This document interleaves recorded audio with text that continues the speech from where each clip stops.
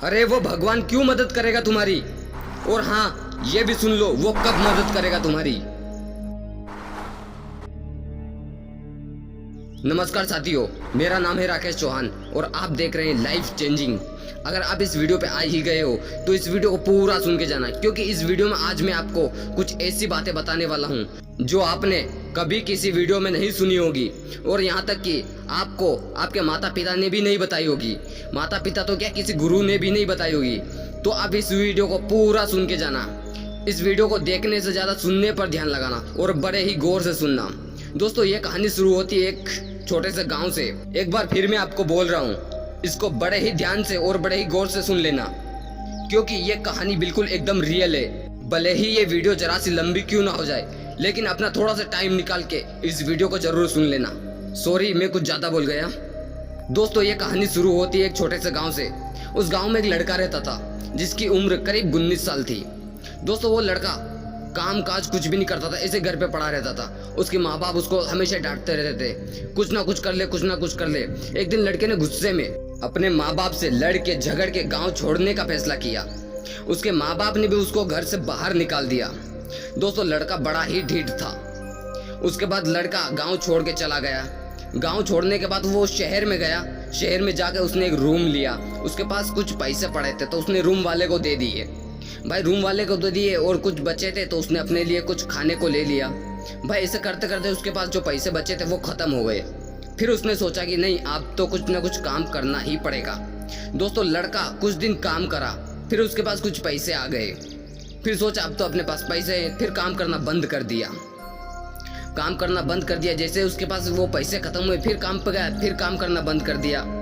ऐसे करते करते भाई साहब लॉकडाउन लग गया। ये बात है करीबन 2020 की। 2020 में लॉकडाउन लग गया।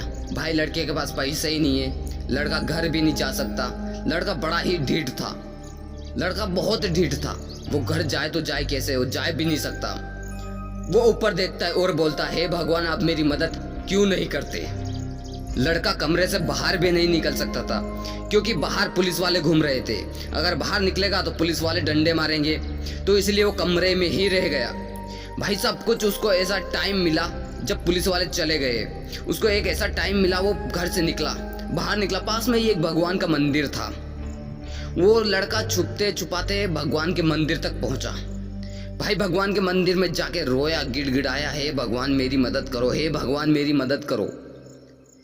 लड़का रो रो के बुरा हाल हो गया लड़के का मंदिर में जाके। फिर लड़के ने होश संभाला और छुपते छुपाते अपने कमरे पे आ गया। भाई साहब, लड़के के पास खाने के भी पैसे नहीं है, कहीं जा भी नहीं सकता, काम भी नहीं कर सकता और अपने गांव भी नहीं जा सकता। आखिर लड़का करे तो करे क्या। भाई लड़के के पास ये नौबत आ गई, उसके पड़ोस में एक घर था। वहां के लोग वो कुत्ते को रोटी डाला करते थे बाहर फेंक के। वो भी बाहर नहीं निकलते थे, बस ऐसे ऊपर से फेंक देते थे। एक दिन ऊपर से वो पड़ोस वाले कुत्ते को रोटी डाल रहे थे, तो लड़के ने सोचा मरने से तो अच्छा यही रोटी खा ले। भाई साहब, लड़का, वो पुलिस वाले चले गए और ऊपर से उन्होंने रोटी फेंकी। भाई लड़का ने वो रोटी उठाई, जल्दी से रोटी उठाई और फटाक से अपने कमरे में आ गया।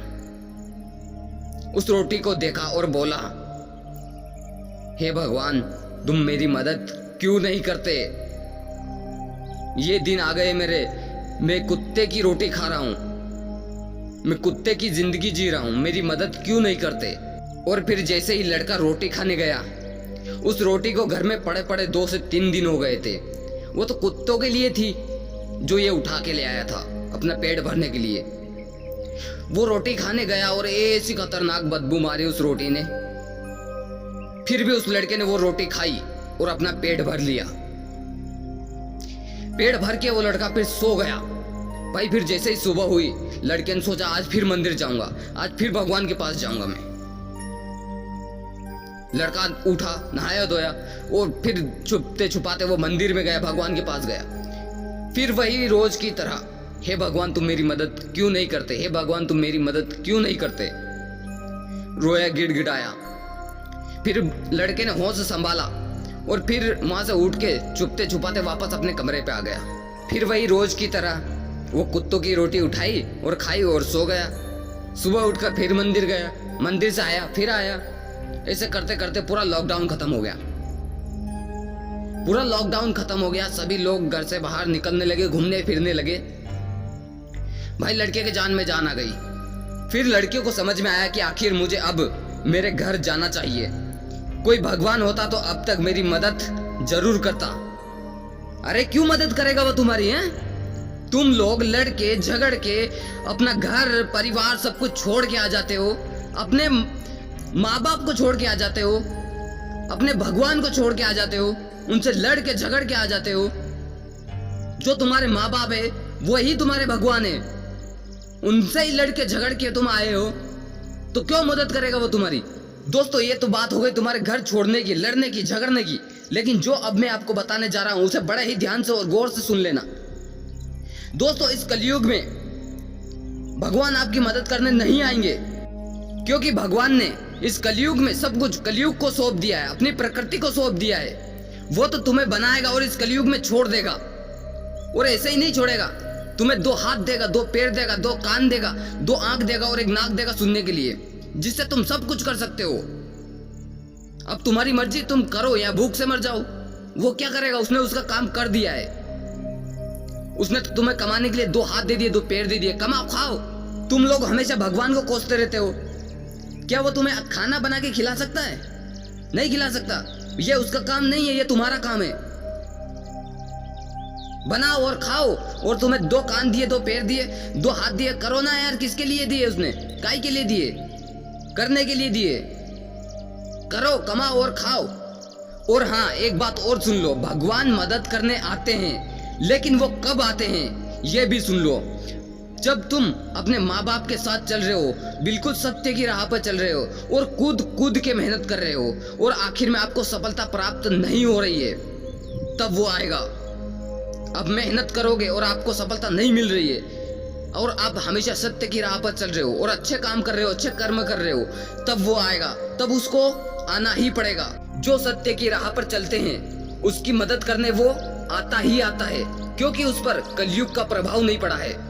वो प्रकृति के खिलाफ नहीं गया है, वो हमेशा प्रकृति के खिलाफ नहीं जाता है, उस पर कलयुग का प्रभाव नहीं पड़ता है। वो हमेशा सत्य की राह पर चलता है। उसकी मदद करने भगवान जरूर आता है और उसको आना ही पड़ता है।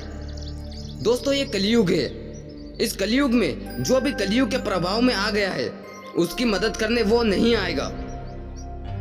सॉरी दोस्तों, ये वाली वीडियो मुझे यहीं रोकनी पड़ेगी, क्योंकि मुझे मेरे मम्मी पापा बुला रहे हैं और मैं जा रहा हूँ। तो हमारे चैनल को सब्सक्राइब कर लीजिए और वीडियो को लाइक ज़रूर कर दीजिएगा, क्योंकि हमारी आने वाली वीडियो पार्ट 2 आप तक पहुँच सके। धन्यवाद।